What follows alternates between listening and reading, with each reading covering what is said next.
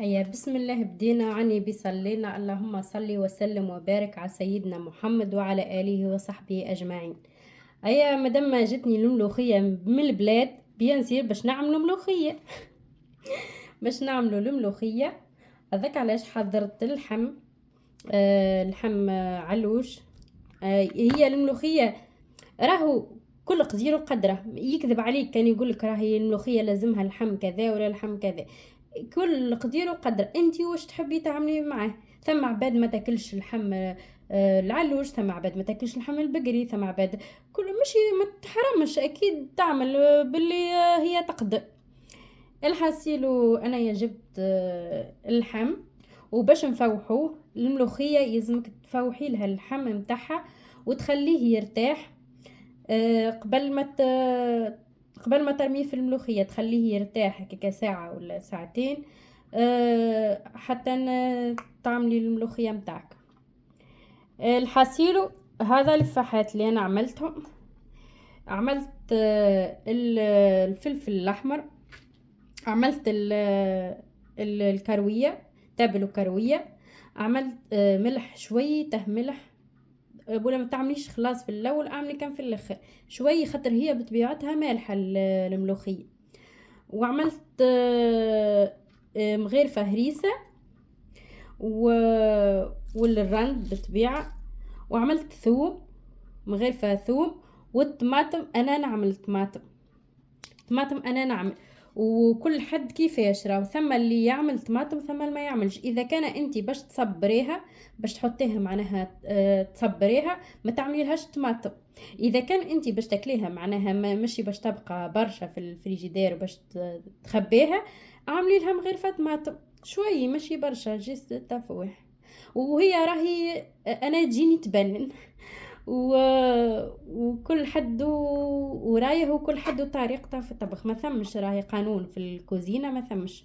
كل واحد وطريقته. انا هذه طريقتي حبيت نشاركها معاكم وان شاء الله تعجبكم وتجربوها.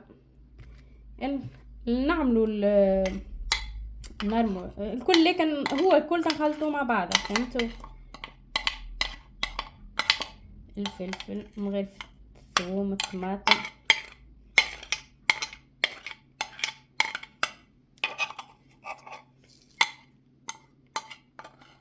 التفاح والملح.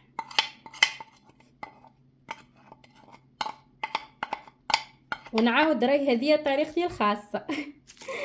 معناها كل واحد وطريقته راهو،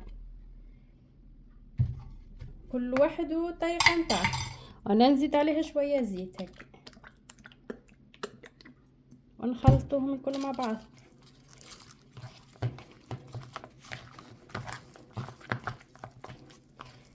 خاطر اللحم يزمه يشرب اكل الفح باش ما يجيناش معصفن بعد تالي في الملوخية، يجي فاوح يجي بني.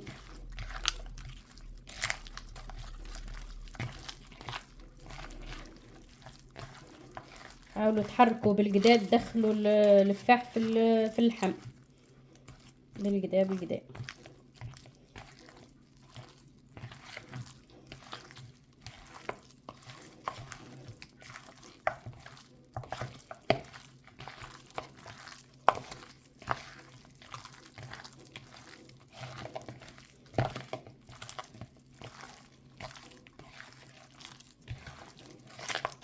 ساعة توك تدخل كل شيء الفح الكل تدخل في بعضه.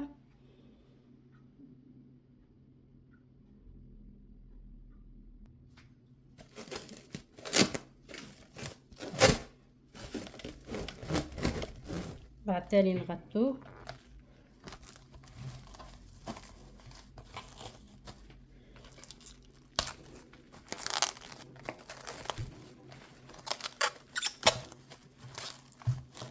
وخلوه في الفريجيدير حتى نص ساعة ولا ساعتين.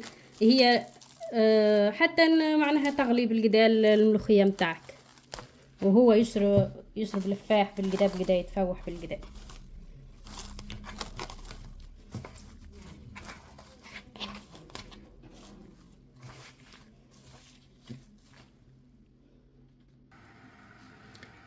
هنايا توكا باش نعملوا الملوخية الحاسيل نحطوا الزيت الزيت مقدار كاس.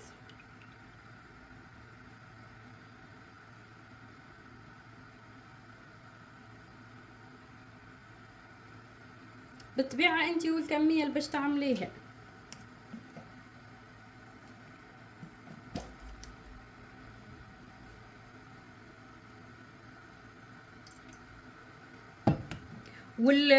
والملوخية نحطه بالمغرفة، مغرفة على معناها عبد تعملي لها مغرفة صحين، صحين يجيك مغرفة كيف هذاك صحن. انتي تعملي قداش تحبي من صحن. انا باش نعمل بزايد خاطر طيبت ما نطيبهاش ديما، و تبقى لي شوي.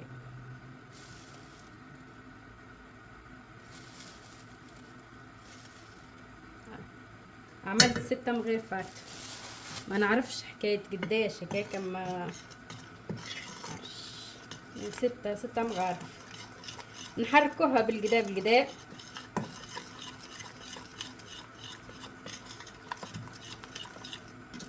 وثم اللي يقلي الملوخية وثم اللي ما يحبش يقليها. بالطبيعة انتي وش تحبي. انا واحدة من الناس نقليها شوي، تبدا ما تخليهاش تتقلى برشا خاطر تتحرق. دوب ما تبدا تطلع ريحة الملوخية تصبي عليها الزيت.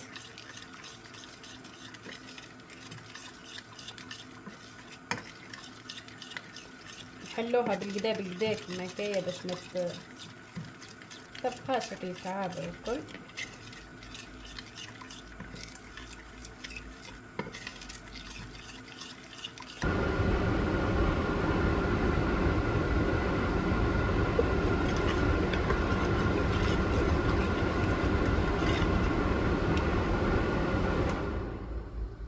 لهنايا قاعدة تتقلى هاوينهي، نبقى نحركه باش ما تعبرش. وبدت تخرج الريحة نتاعها. ما تقلوهاش برشا خاطر تحرق، راهي تسيب مرارة، كانت تحرق تسيب لكم مرارة وتولي خايبة. تويك انايا هاني قلت وريحتها خرجت، نصبولها الماء سخون يغلي يلزم. هنا تقريبا بعد ساعتين من اللي غلطت رميت لها اللحم الفوحنا هذاك. المقطع ما تصورش بالقدا، اما قلت لازم نهبطه خاطر ثم عباد مبتدئين يحبوا يتعلموا كيفاش تعمل الملوخيه.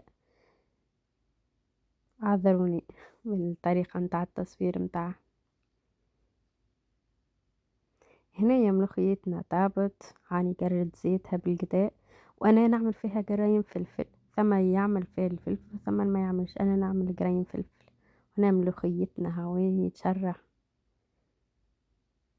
زدت عملت معاها خبز ان شاء الله، تو نهبط لكم الريسات نتاع الخبز وفي فيديو جديد ان شاء الله.